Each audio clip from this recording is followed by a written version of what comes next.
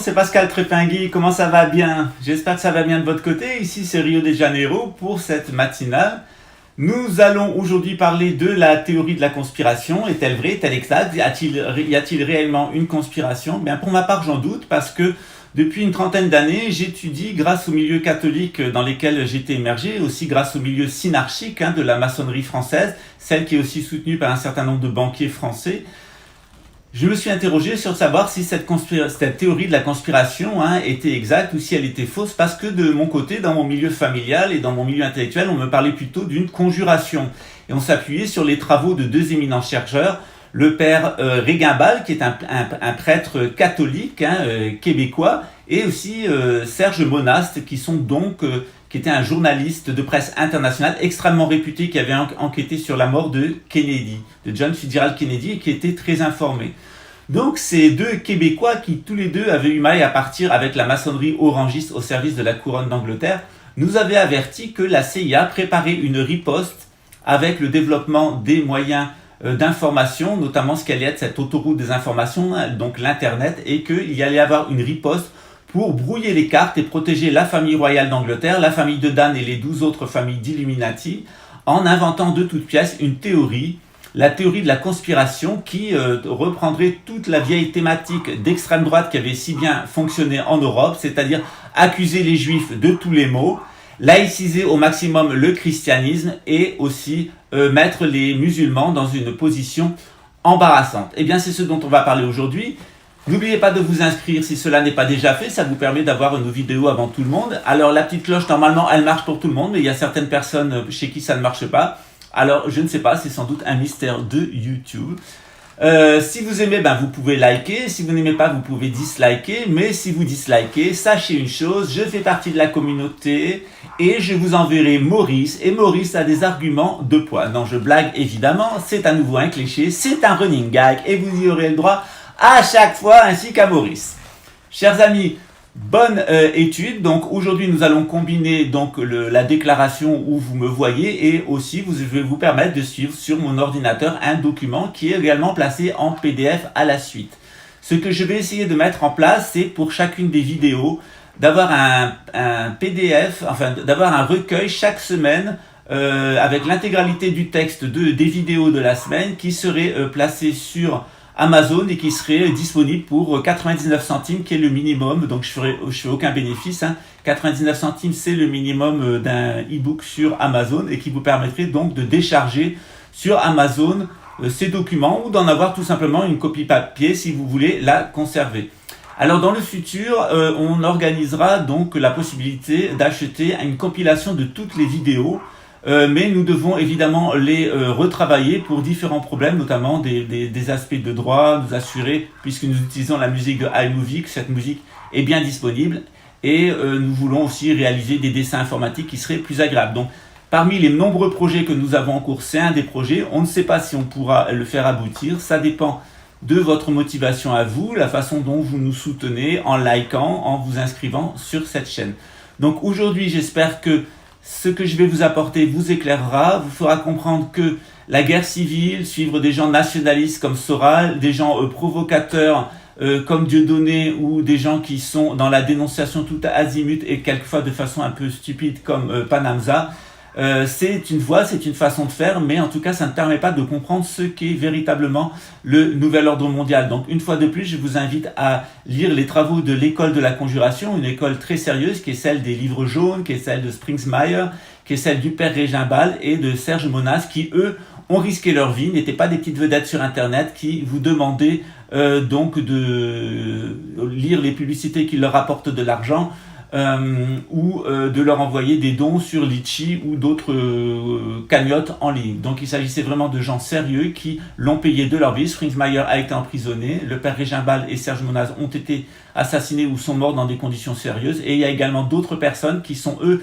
de vrais journalistes, de vrais théologiens, des théoriciens de la conjuration des 13, qui eux ont payé de leur vie et de leur liberté, tandis que de l'autre côté on s'aperçoit que les théoriciens de la conspiration sont rarement inquiétés, et au contraire il semble bien qu'ils soient véritablement au service du nouvel ordre mondial. C'était Pascal Trépingui depuis Rio de Janeiro pour cette matinale. Je vous souhaite une bonne lecture. Ciao.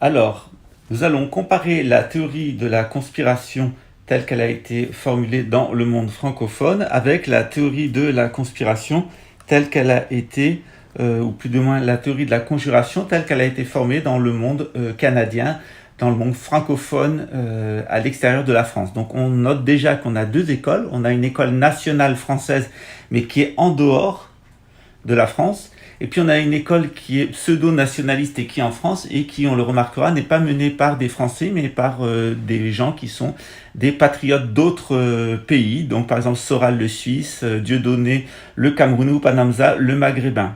Donc ils se rattachent seulement à la France par leur mère. Et d'ailleurs, il serait intéressant de savoir le pédigré de leur mère parce que il y a de plus en plus d'indications qui montrent qu'en fait qu'il s'agit de gens qui sont d'origine séfarade ou ashkénaze, c'est-à-dire qu'on aurait affaire à des pseudo-nationalistes français qui en réalité seraient des juifs. C'est le cas de Soral, de Dieudonné et de Panamza. Mais c'est à vérifier, mais leur comportement, notamment leur antisémitisme, montrerait bien qu'en fait ce ne sont pas de véritables nationalistes. Un nationaliste français ne peut pas rester en France. On ne peut pas être en France et être nationaliste. Quand on est en France, on doit être patriote. Et quand on est en dehors de la France, on doit être nationaliste. Alors, on remarque que ces deux théories, elles s'affrontent et elles rendent bien service à l'élite. Et je vais donc donner un résumé de la différence entre la conjuration telle qu'elle a été expliquée par le père Régimbald et Serge Monas, qui sont les fondateurs de la théorie de la conjuration des tresses de Dan, et les gens qui ont importé des États-Unis, qui ont copié la théorie de la conspiration telle qu'elle a été créée par la CIA et telle qu'elle a été introduite dans les milieux du New Age.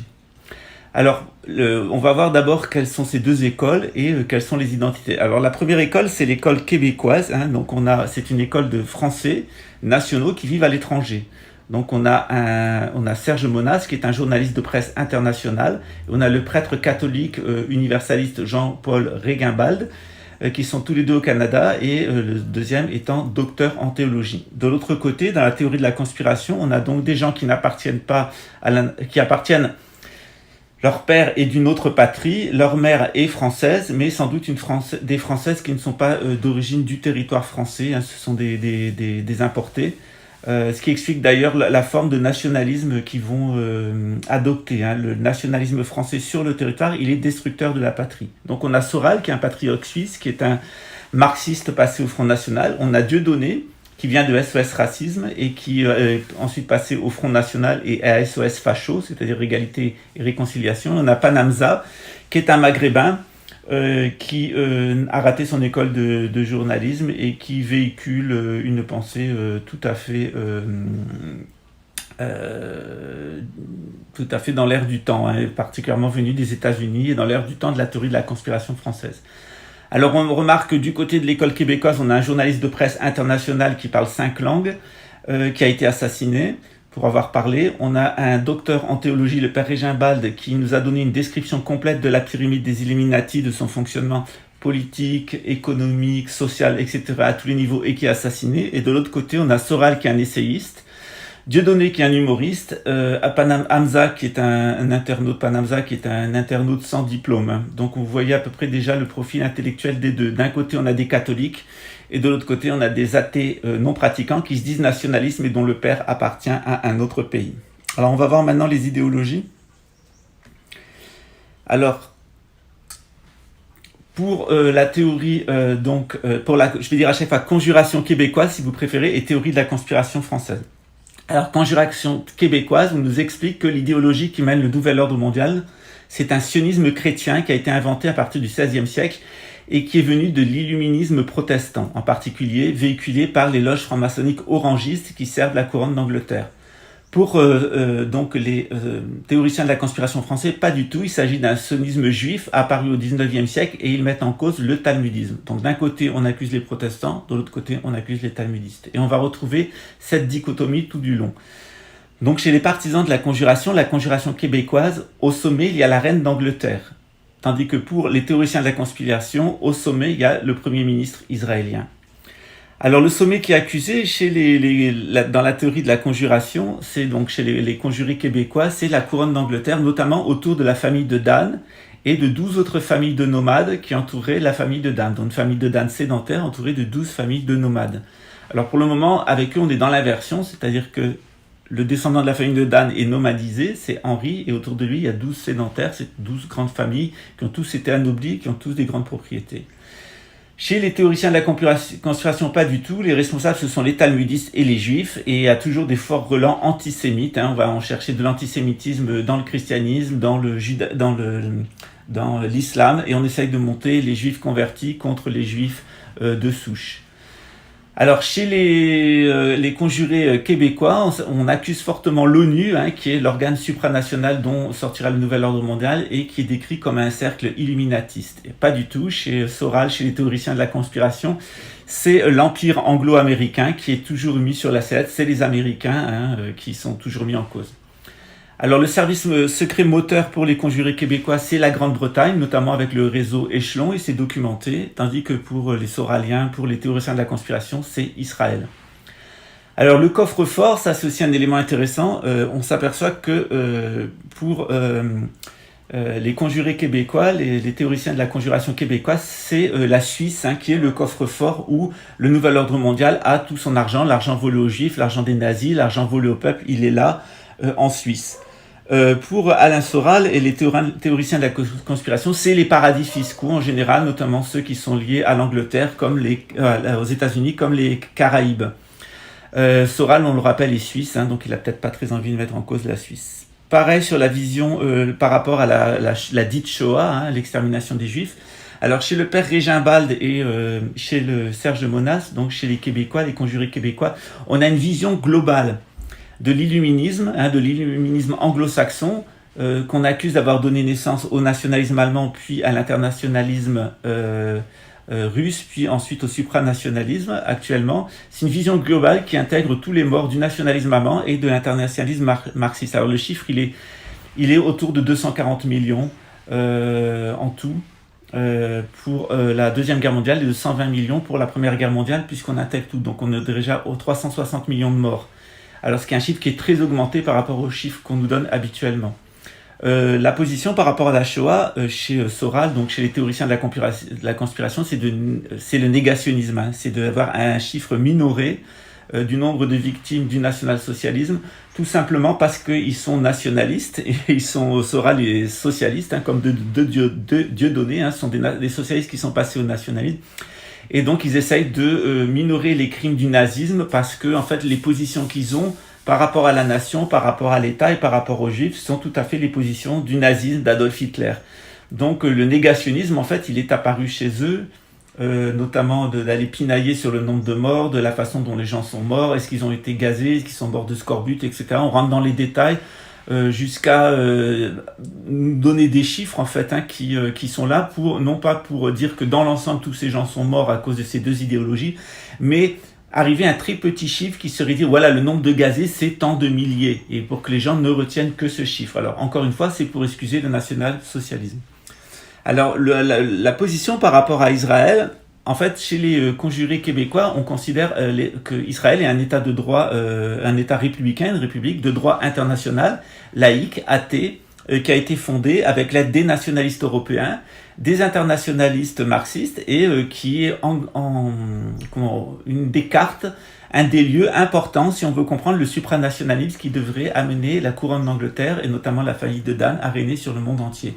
Alors chez les théoriciens de la conspiration, donc Soral, Dieudonné, Panamza, on a un antisionisme qui est très fort et on a un nationalisme pro-palestinien avec une haine contre Israël. Donc la différence entre les deux, d'un côté, pour Serge Monast et le père Régimbald, Israël est victime, c'est-à-dire le pays, que les gens soient musulmans, qu'ils soient chrétiens ou qu'ils soient juifs et qu'ils vivent en Israël, ils sont victimes en fait d'une stratégie de la couronne d'Angleterre de changer la ville de Jérusalem en quelque chose qui soit au service du nouvel ordre mondial. Tandis que chez Soral, Dieudonné et Panamza, en fait, on a un antisionisme et un pro-nationalisme palestinien avec une haine totale contre Israël et qui ne tient même pas compte du fait que pendant des siècles, juifs, chrétiens et musulmans ont vécu ensemble en paix. Maintenant, au niveau des solutions, on voit bien les différences entre les deux écoles. La solution pour le père Régimbald et pour Serge Monat était d'avoir une élite qui regrouperait des religieux de 3 religions et même du bouddhisme et de l'hindouisme pour expliquer aux gens l'ambition de la couronne d'Angleterre et avoir un groupe d'hommes croyants, de courage qui pourraient agir pour protéger les peuples. Donc on laisserait les peuples en delà, ça serait d'abord expliquer à tout le monde ce qui se passe et ensuite quelques hommes déterminés puissent agir concrètement pour sortir de la situation du nouvel ordre mondial. Alors chez les théoriciens de la conspiration, donc Soral, Dieudonné, Panamza, ce qu'ils veulent c'est exposer les peuples à la guerre civile, amener une révolte pour amener à la solution qu'ils cherchent pour le futur. Alors, la solution qui est cherchée pour le futur par le père Régimbald et Serge Monas, et ils sont très clairs, c'est une synarchie, c'est-à-dire la Jérusalem céleste, c'est-à-dire le retour de Jésus, qui réconcilierait ensemble les juifs, les chrétiens et les musulmans, avec le retour de la monarchie et d'une structure traditionnelle. Tandis que chez les théoriciens de la conspiration, ce qui est visé, c'est donc une république nationale socialiste universelle, donc le monde serait composé de différentes nations qui seraient des républiques, et qui nourrit des rapports les uns avec les autres pour créer une sorte d'universalité laïque des républiques. Voilà. Donc on le voit, les deux systèmes. Voilà. Donc on a l'école québécoise qui, à mon avis, est la réalité et la vérité, qui accuse la couronne d'Angleterre, le sionisme chrétien et la famille de Dan. Et de l'autre côté, on a la théorie de la conspiration qui a été inventée par la CIA. Pour masquer cette réalité, la CIA a conçu la théorie de la conspiration. Il y a un certain nombre de documents que j'ai mis dans mes livres, je vais voir si je peux les annexer à cette vidéo, et qui montrent qu'en fait la théorie de la conspiration, elle a été construite par les services secrets anglo-américains israéliens pour protéger la couronne d'Angleterre, protéger ses projets. Et d'ailleurs, ce dont on se rend compte, c'est qu'en fait, les gens qui sont dans la théorie de la conspiration, ils tombent dans le piège, c'est-à-dire de retourner à la République nationale socialiste universelle, ce qui est tout à fait le nouvel ordre mondial, ce sera une République nationale socialiste universelle. Donc, Soral, Dieudonné, Panamza, malgré tout ce qu'ils peuvent dire, malgré leur attitude, à part à exposer les peuples à la guerre civile, ils n'apportent aucune solution, au contraire, ils renforcent le nouvel ordre mondial, et c'est pour cela que a été créée la théorie de la conspiration par la CIA. Donc vous voyez, la théorie de la conspiration, c'est une imposture intellectuelle qui a été faite par des gens qui ne sont pas sérieux, des gens qui sont des essayistes, des humoristes, des gens qui n'ont aucun diplôme, qui sont seulement des internautes, qui font du buzz, et qui créent un climat de guerre civile et qui exposent les gens. De l'autre côté, on a des gens qui sont des intellectuels, on a des gens qui sont des hommes d'action, des hommes sur le terrain qui ont été capables de sortir des documents très pertinents comme les documents d'Aurore Rouge et qui ne sont pas antisémites, qui ne sont pas athées, au contraire qui sont des croyants et qui veulent vivre en paix avec les gens des différentes traditions religieuses et au contraire démasquer ce projet satanique de nouvel ordre mondial. Donc encore une fois, la plupart des gens sont tombés dans la théorie de la conspiration. Presque 100% des gens ne connaissent pas l'école québécoise de la conjuration des 13, donc je vous invite à vous intéresser un petit peu plus à mon travail, notamment à mon livre qui s'appelle Les enfants de l'Antéchrist, qui explique que les sionistes, les évangélistes et les islamistes, en fait, sont trois groupes qui sont financés par la couronne d'Angleterre afin de dénaturer les religions, acculturer les peuples et pouvoir les amener plus facilement dans leur république universelle, celle du nouvel ordre mondial, en passant par les trois phases, donc le nationalisme, en particulier le nationalisme juif, l'internationalisme, en particulier l'internationalisme chrétien, c'est-à-dire le marxisme, et le supranationalisme, un espèce de supranationalisme qui serait une espèce d'international pseudo-islamique et qu'on voit bien se dessiner à l'époque actuelle avec cette espèce de terrorisme supranational qui voudrait englober le monde entier dans une espèce de pseudo-islam. Voilà. Donc on le voit, les ruses de Satan, elles sont partout, jusque dans la dénonciation du système. Donc je ne saurais trop vous conseiller d'être très vigilant. Bien entendu, il y a des éléments qui sont juste chez Soral, il y a des éléments qui sont juste chez Dieudonné et chez Panamza, mais leur ambition, en fait, elle est parfaitement claire. C'est la République nationale socialiste universelle, exposer les peuples à la guerre civile, et ce sont des gens qui sont fondamentalement nationalistes et non pas patriotes. Et ce nationalisme, en fait, est le vice primordial à partir duquel peut s'articuler l'internationalisme puis le supranationalisme. Donc, bien loin de lutter contre le nouvel ordre mondial, eh bien, ils alimentent le nouvel ordre mondial en créant cette guerre civile, ce schéma d'insécurité et cette incompréhension qui facilite le travail des services secrets de la couronne britannique.